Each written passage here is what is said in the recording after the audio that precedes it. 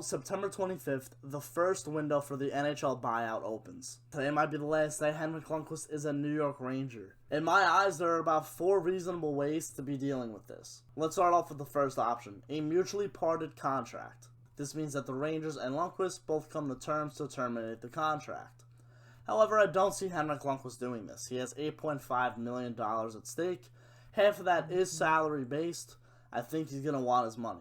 I don't think that's going to happen, so the second option is a trade to another team, and most likely his salary will be half. So it'll be 4.25 for another team, and then 4.25 for the New York Rangers. Henrik Lundqvist has been the backbone of the Rangers franchise for the last 15 seasons. I have never said a bad word about him. I think he's done as much as he possibly can as a starting goaltender, but he's not a starting goaltender anymore. I don't think a team is going to want Henrik Lundqvist even as a backup if he possibly can fit somewhere at $4.25 million. And he's only got 1 more year left on his deal. It's not like he'll be on your bench for a few seasons, being able to possibly groom a starting goaltender.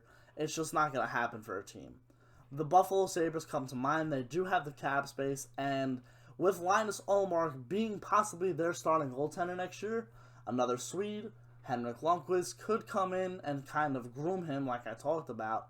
However, I just don't see teams really wanting him or really risking that chance to pay him $4.25 just for a season to be a backup, especially if they're not a contender. So, that leaves us to our third option, retirement. Henrik Lundqvist doesn't want to retire. If he does want to retire, he wants to retire as a New York Ranger. I believe that in my mind. However, again, he wants to get paid. He still has 1 more year left on his deal. There's absolutely no reason in his mind that he shouldn't get paid, and I agree with him. So I don't think retirement's going to be an option for him. The Rangers could force him into retirement, but then that'll just be a sloppy ending to a really good career with the Rangers, a really good relationship with New York. And now that leads us to my least favorite option in most cases, a buyout.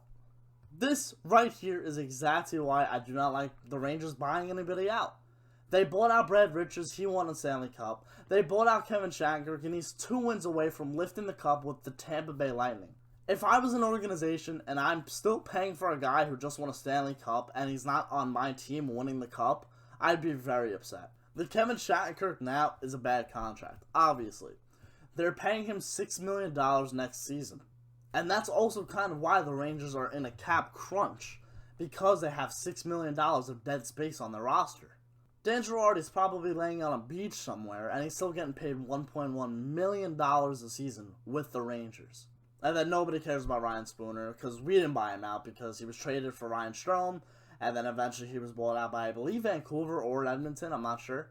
But the Ryan Spooner buyout was not on the Rangers' hands. That's the reason why I don't like buyouts.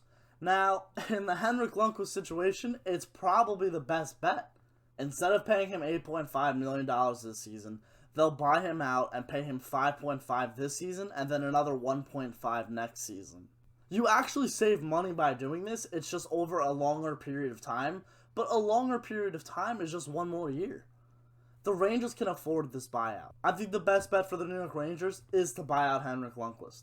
I never thought I'd say this. I never thought back when I made that should the Rangers buy out Henrik Lundqvist video, I never thought I would come back to this day saying that they should buy him out. Actually, should the New York Rangers trade Henrik Lundqvist, not if they should buy him out.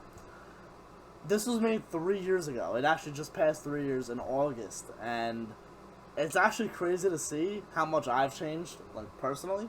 And also, like, the Rangers situation with Hank has just been, it's been crazy the last few years. The guy's been your rock for 15 years. He's been the face of the franchise. He's went to war with 15 different New York Ranger teams. He's your leader, on and off the ice, no doubt in my mind. At 38 years old, turning 39 in March, I think his time in New York is done.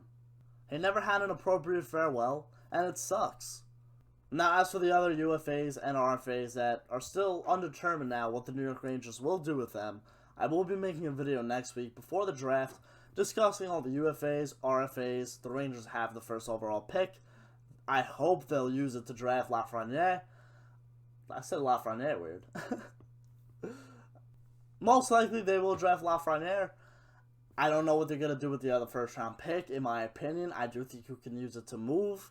either get a player or move up in the draft. In my opinion, I do think that first round pick will be moved. So guys, thanks for watching. Stick with me next week and we'll be talking about, like I said, all New York Rangers. The New York Yankees postseason will start in a couple weeks. I will be doing videos on that as well. Thanks for watching. Leave a like if you enjoyed. Subscribe if you want more. And I'll see you guys later.